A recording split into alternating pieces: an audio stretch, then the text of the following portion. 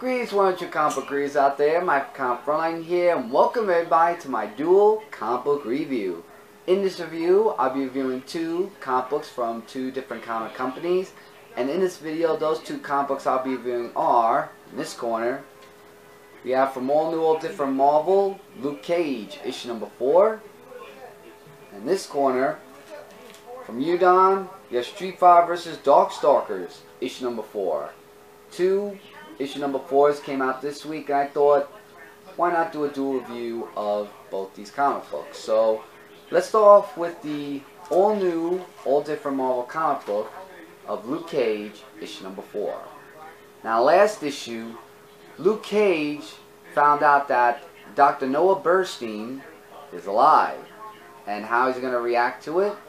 Let's find out in this comic book. So, starts off in New Orleans recently in an undisclosed location where we see Dr. Noah Burstein working on an experiment of some type, and he's like saying that he wants to work on the mistakes that he has made and that he has to live with, because the mistakes cost lives, including his wife, as well as everything else that happened.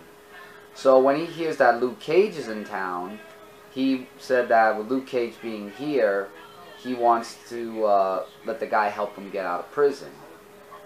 And then we go to New Orleans now, where Mitchell Tanner is being operated on because of what happened last issue.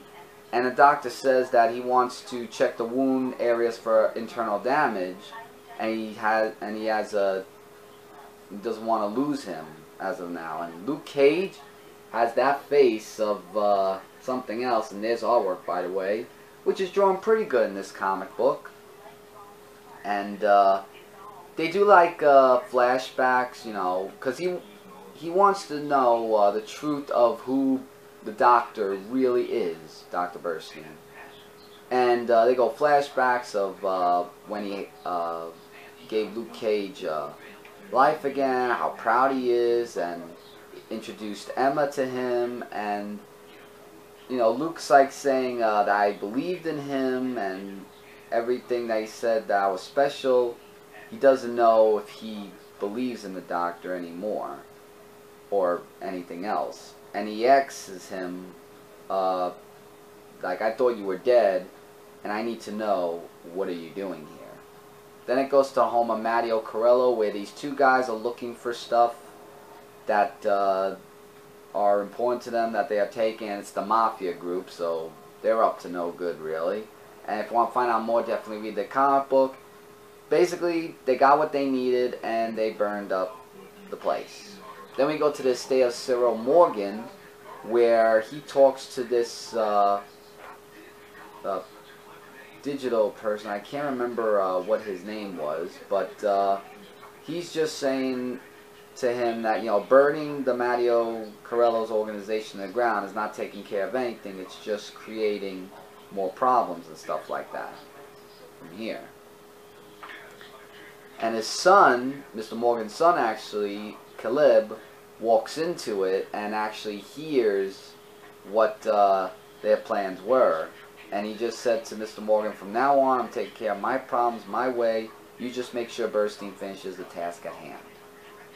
Which then goes back to Luke Cage talking with the doctor, and he's like saying, someone faked your death for a reason. I can't help but wonder, with everyone you've been experimenting on, like those kids in the Ninth War Mafia and stuff like that, what has he been doing? And the doctor's getting really angry and like saying, you're not seeing the big picture here, and he's just telling the doctor, look, either you're telling the truth or you're just lying to me and stuff like that. Then he's like saying, you'd be nothing without me, I made you. And Luke Cage said, you made me? More like you've been experimenting on me and stuff like that. He said, I made myself, and I never asked for those superpowers. And he's just saying you should really focus on Mitchell Tanner here. And the doctor responded that Mitchell Tanner was nearly dead when he found him, and he gave him life back and everything. And there's just like a whole big commotion that happens. And it simmers down because the Mafia come into the picture, where Mitchell Tanner is alive. And then we get Caleb where he needs to take his medicine because his father says, you know, you know what happens when you don't take it, and we all remember that from the other one. So then the digital guy goes to the army like saying, Luke Cage is formidable, and basically I want him dead. Plain and simple. No witnesses, no survivors. And the Kevin, which is the lead of the mafia people, is like saying that even though you say that we're your sons, more like slaves, because he thinks that he treat them like slaves would give him all these powers, where they come in and they start destroying them, and they tried shooting them, but they're bulletproof and everything. But the blade plays a huge role in this, as it has been in the beginning, which is their only weakness. And Kevin, here's a spoiler here, is indestructible. And Luke Cage is like, what? Wasn't expecting that. And basically in the end, it just winds up with him going one-on-one with Luke Cage, and he's just saying, I'm face to face what he might have been.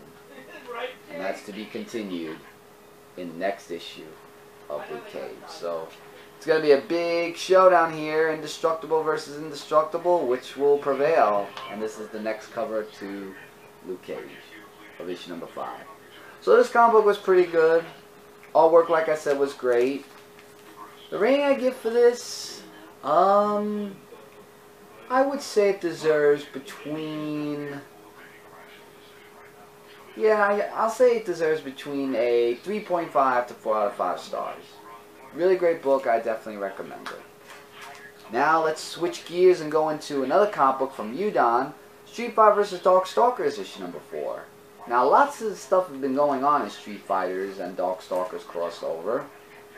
And before we get into the story of what's at hand, it starts off where it talks about the previous age of many centuries ago, where the House of Doma, which is a Darkstalkers reference, and even though I don't know about it, still reading this gives me a little bit of an understanding of the story about it. And it talks about the challenge that he went through, and even encountering with the Lost Blade of Doma, the Devil's Slayer. And here's some artwork right here. This comic is drawn phenomenally amazing. Love the artwork in this comic book. And it's basically just talks about his story and how his fate was sealed, and how you know, he was put into nothingness millions of years, and the person that found his enlightenment was the Majin, however you say that. And it's basically given him lots of powers and stuff like that. So in Castle Doma, which is the Maki, it just talks about how the Feast of God awakens and everything, and he thanks Gil for helping him fulfill his vision and stuff like that. And then we go to the Majin, where Violent Ken is hasn't snapped out of it like I thought he had, because Lord Raptor is fighting against them, and it's like a huge fight scene of there. But then we get one person who actually does something useful to Lord Raptor, and trying to remember what her name was. I think it was Elena, her name was, and actually turns Lord Raptor into human again, which was really something, as well as turning Violent Ken into Ken again. So she was like basically the Elena. Elena was the healer, and then what they're trying to look for is Victor's sister, Emily. And, you know, like based on this picture right here, the sister means a lot to Victor. So they're on the adventure of looking for that. Then we get to the human realm of Tibet, where you know, Donovan and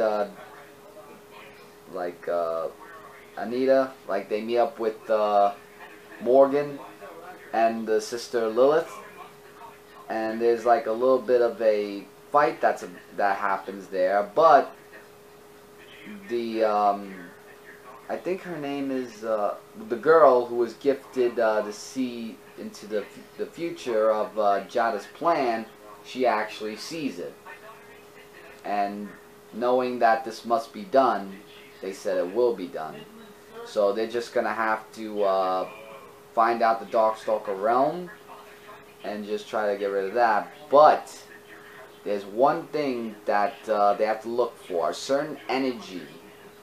And in this era, they have heard of humans. They call it the Satsu no Haido. And that's to be continued. And to me, that looks like Akuma. That's going to be probably in the story. Then we get to the second story, Predator and Prey, where Baby Bonnie has like this journal where she's hunting a Darkstalker, thinking that Blanca's a Darkstalker. All works a little bit sketchy in this one.